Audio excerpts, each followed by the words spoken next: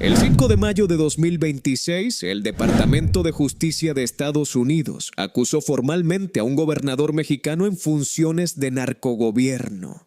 Eso es el titular, pero no es la historia. La historia está en lo que ocurrió 4 años antes. En una sala, en algún momento de 2021, donde un grupo de personas decidieron postular a Rubén Rocha Moya como candidato de Morena al gobierno de Sinaloa. Esas personas tenían acceso a información, tenían asesores, tenían mecanismos de evaluación, y según el patrón que el expediente del DOJ describe con suficiente detalle, tenían razones para saber que ese hombre ya aparecía en el radar de la inteligencia estadounidense. Lo postularon de todas formas. ¿Cómo se postula a alguien que la DEA ya tiene en sus expedientes? ¿Qué clase de evaluación produce ese resultado? ¿Hubo una decisión política deliberada o hay algo todavía más inquietante? Que para ciertos sectores dentro del sistema político mexicano, aparecer en el radar de la DEA no era un obstáculo, sino una especie de credencial de poder real en Sinaloa. Y ahora que Gerardo Mérida, el hombre que ejecutó el sistema desde adentro, está en Brooklyn como testigo colaborador, ¿qué tan lejos puede llegar la información que está entregando? Esas preguntas tienen respuestas. Y las respuestas llevan a nombres que van mucho más allá del estado de Sinaloa. Quédate, porque esto apenas empieza. Para entender cómo Rocha Moya llegó a la candidatura de Morena, hay que entender primero qué era Sinaloa políticamente antes de que él llegara. Hay que ir al modelo que funcionó durante décadas. Un modelo que no lo inventó Morena, que heredó de un sistema mucho más antiguo y que lleva marcas del PRI que todavía no han desaparecido. Culiacán 2018, año de transición política nacional. La victoria de López Obrador en las elecciones federales generó en Sinaloa una pregunta muy específica que las cúpulas del crimen organizado sinaloense se hicieron antes que nadie. ¿Cómo va a funcionar el acuerdo ahora? Porque había un acuerdo, no escrito, no firmado, nunca explícito en ningún documento que nadie pueda mostrar en un tribunal. Pero funcionaba. Durante los gobiernos priistas en Sinaloa, el cártel de Sinaloa operaba con un margen de tolerancia que tenía reglas. Reglas sobre dónde podían moverse, qué plazas estaban protegidas, qué niveles de violencia eran aceptables y qué niveles activaban respuesta del Estado. Era un equilibrio frágil pero estable. El tipo de estabilidad que produce muchos muertos pero pocos titulares. Cuando ese modelo entró en crisis, primero con la captura del Chapo Guzmán en 2016, luego con la llegada de un gobierno federal que proclamaba ruptura con el sistema anterior, la pregunta sobre cómo reconstruir el acuerdo se volvió urgente para todos los actores del sistema, para el crimen organizado, para los políticos locales y para los operadores que habían vivido décadas siendo el puente entre ambos mundos. Rocha Moya no era un outsider en ese sistema. Era exactamente el tipo de figura que ese sistema produce. Alguien con suficiente credibilidad institucional para parecer limpio en público y suficientes conexiones dentro de las redes informales de poder para garantizar que el acuerdo siguiera funcionando.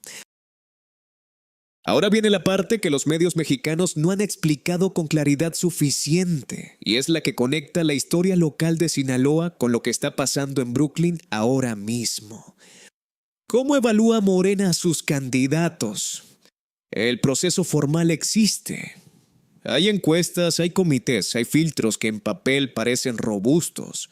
Pero hay algo que los procesos formales no capturan y que cualquier persona que haya operado dentro de un partido político nacional en México entiende de inmediato. Los candidatos a gubernaturas no los elige el proceso, los elige la correlación de fuerzas reales en el territorio. Y en Sinaloa, en 2021, la correlación de fuerzas reales incluye actores que ningún comité de evaluación de partido podía ignorar sin pagar un costo. Eso significa que quienes avalaron la candidatura de Rocha Moya tomaron una decisión sobre esa correlación de fuerzas. Una decisión que requería saber quién tenía poder real en Sinaloa, qué estructuras respaldaban qué candidatos y qué tipo de garantías ofrecía cada opción. Según fuentes que han hablado con periodistas de investigación bajo condición de anonimato, la candidatura de Rocha Moya dentro de Morena no fue un proceso limpio de selección meritocrática.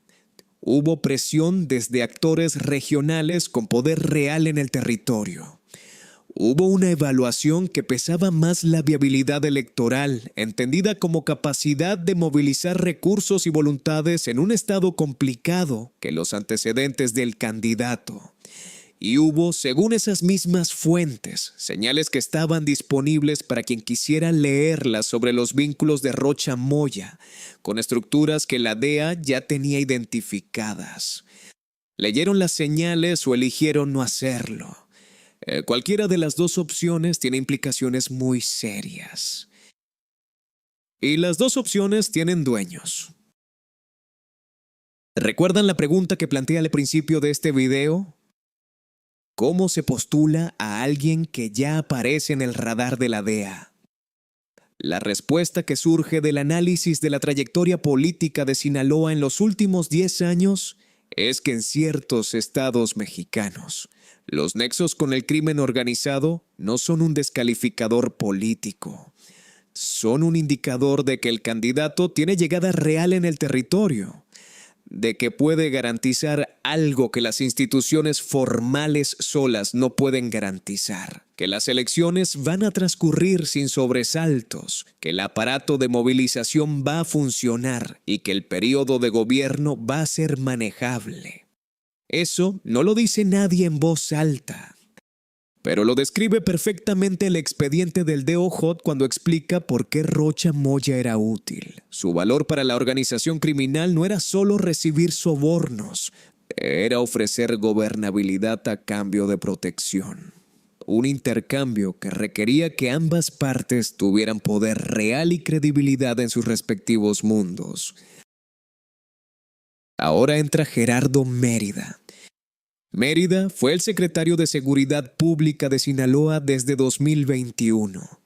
Era el operador de segunda línea del sistema, el que convertía las decisiones políticas en instrucciones operativas para las fuerzas de seguridad estatales, el que sabía exactamente cuándo se miraba para otro lado y cuándo se actuaba, el que conocía los nombres, las fechas, los lugares y los montos. Y ese hombre está en Brooklyn, no como detenido, como testigo colaborador. La diferencia es enorme y tiene consecuencias que todavía no se han desplegado completamente. Un testigo colaborador en el sistema federal estadounidense tiene obligaciones muy específicas. Debe proporcionar toda la información que conoce sobre la organización criminal y sus vínculos con funcionarios. Debe corroborar esa información con evidencia que los fiscales puedan verificar. Y debe estar dispuesto a testificar. A cambio, recibe consideraciones en su sentencia y, en casos como este, donde la seguridad personal es una variable real, protección activa. Lo que Mérida está entregando en ese proceso, según la lógica del sistema que conocemos de casos anteriores, no puede limitarse a información sobre Rocha Moya. Tiene que incluir la arquitectura completa del sistema que operó. ¿Quién tomaba las decisiones? ¿Quién las comunicaba? ¿Quién recibía el beneficio? ¿Y quién, desde fuera del gobierno de Sinaloa, avaló o conoció el sistema?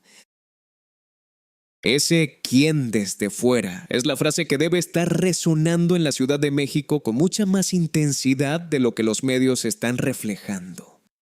Porque si el sistema en Sinaloa funcionaba con el nivel de coordinación que el expediente describe, y si esa coordinación requería señales verdes desde el nivel federal, entonces hay información que Mérida podría tener sobre actores que operan en un nivel completamente diferente al de un secretario de seguridad estatal.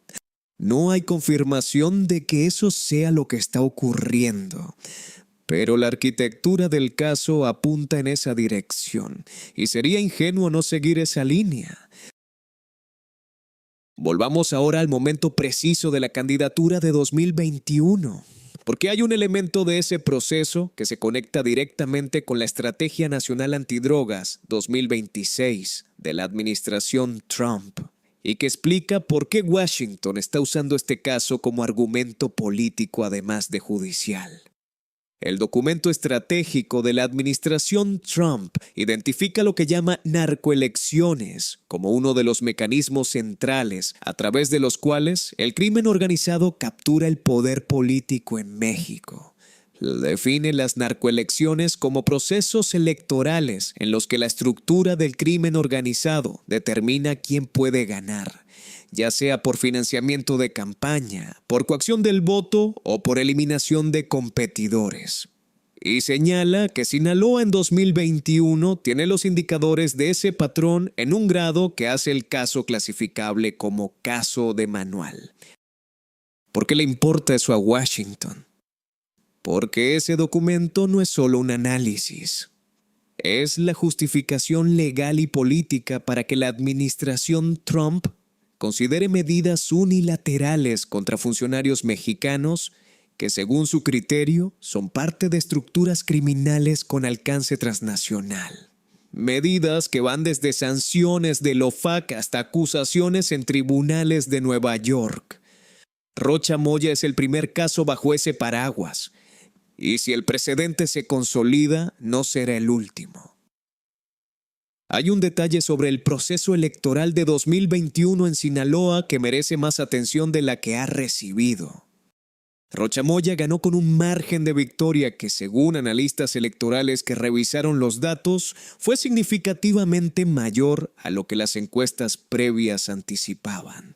Esa diferencia entre proyección y resultado no es automáticamente evidencia de irregularidades. Puede tener explicaciones legítimas relacionadas con movilización de último momento, con errores de muestreo en las encuestas o con factores de contexto local.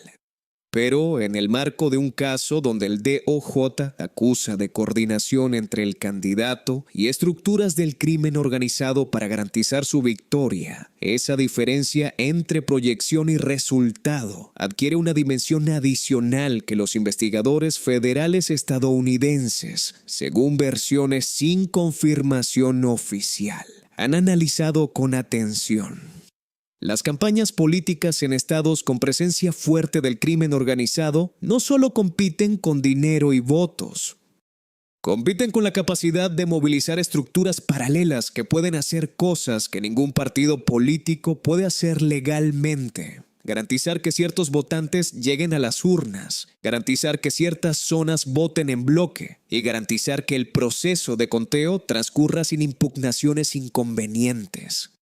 Si eso ocurrió en Sinaloa en 2021 y la acusación del DOJ sugiere que los vínculos para que ocurriera existían, entonces la pregunta sobre quién dentro de Morena sabía y avaló esa candidatura tiene una respuesta que implica responsabilidad en un nivel mucho más alto del que se está discutiendo públicamente. La pregunta que Morena no puede responder se la han hecho periodistas. Se la han hecho legisladores de oposición, se la han hecho analistas en redes sociales. Y la respuesta institucional ha sido siempre la misma, que el partido confió en los procesos formales de evaluación, que nadie tenía información sobre los vínculos que el DOJ ahora describe y que Rocha Moya actuó de forma autónoma e individual. Esa versión tiene un problema serio. Para que sea creíble, requiere que todos los mecanismos de inteligencia política con que opera un partido que gobierna el país fueran incapaces de detectar lo que, según el expediente del DOJ, era suficientemente evidente para que una Fiscalía Federal extranjera construyera un caso sólido. Requiere una incompetencia de tal escala que resulta difícil de sostener frente a la evidencia. Hay una alternativa: que la información estuviera disponible y que alguien tomara la decisión política de que ese candidato era conveniente de todas formas.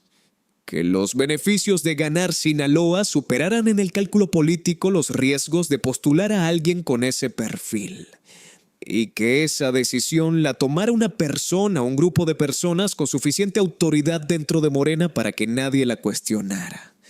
Mérida sabe quiénes son esas personas. Eso es lo que está en juego en Brooklyn. La dimensión histórica de este caso requiere un momento de contexto, porque ayuda a entender por qué lo que está ocurriendo ahora es diferente a todo lo que vino antes. México ha tenido funcionarios de alto nivel acusados por Estados Unidos en el pasado. El caso más cercano en escala es el del general Cienfuegos, acusado por el DOJ en 2020 y luego devuelto a México en una decisión política que generó controversia significativa. Cienfuegos fue exonerado por la justicia mexicana. Esa exoneración y el proceso que la produjo generaron en Washington una evaluación muy específica sobre la confiabilidad del sistema judicial mexicano para procesar casos de este tipo. El caso Rocha Moya se construye en parte sobre la elección de Cienfuegos. Los fiscales de Nueva York, según analistas de derecho penal internacional, diseñaron el expediente para ser suficientemente sólido, sin depender de la cooperación judicial mexicana para sostenerse. La evidencia de fuentes cruzadas, el testigo colaborador que llegó voluntariamente y la convergencia con el video del cártel son todos elementos que hacen el caso más robusto frente a posibles intentos de debilitarlo desde el lado mexicano. Aprendieron. Y eso hace este caso cualitativamente diferente a los anteriores. ¿En cuántos estados más existe el mismo pacto? Esa fue la pregunta con la que construí la descripción de este video, y es la que quiero dejar abierta antes de cerrar. Porque el expediente contra Rocha Moya no describe un fenómeno único de Sinaloa, describe un patrón. Y los patrones, cuando se documentan bien, tienden a aparecer replicados en otros contextos. La administración Trump tiene una lista. No es una lista pública, pero las sanciones del OFAC, las designaciones de cárteles como organizaciones terroristas y la Estrategia Nacional Antidrogas 2026 son documentos que trazan una línea muy clara sobre qué estados, qué rutas y qué estructuras de poder están bajo escrutinio activo. Sinaloa fue el primero. La pregunta es ¿cuál es el siguiente? Y esa pregunta no es académica. Tiene implicaciones concretas para gobernadores, para senadores, para operadores políticos que en este momento están revisando sus propias trayectorias y preguntándose qué tan parecido es su caso al de Rocha Moya. Gerardo Mérida está hablando. Ese es el dato que cierra todo lo que hemos analizado en este video. El hombre que operó el sistema desde adentro, que tomó las decisiones operativas, que convirtió las instrucciones políticas en acciones de las fuerzas de seguridad. Ese hombre está sentado frente a fiscales federales en Brooklyn, con un acuerdo de cooperación firmado y el incentivo de usarlo. Lo que dicen esas sesiones no se va a conocer inmediatamente. Los procesos del DOJ avanzan en sus propios tiempos, con sus propias lógicas. Pero cuando esa información empiece a moverse en forma de nuevas acusaciones, de ampliaciones del expediente original, de nombres adicionales que aparezcan en documentos judiciales, ese momento va a llegar de pronto y va a necesitar análisis que los medios generalistas no van a estar en posición de dar.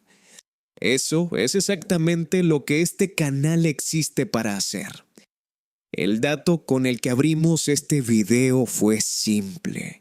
Lo postularon sabiendo todo. O lo que es igual de preocupante para el sistema, lo postularon sin querer saber. Las dos opciones describen el mismo problema. Un problema que no termina con la acusación de un gobernador. Un problema que apenas está comenzando a mostrar su forma completa. Y la forma completa de ese problema es lo que vamos a seguir deshilando acá. Activa las notificaciones, porque el próximo movimiento desde Brooklyn no avisa antes de llegar.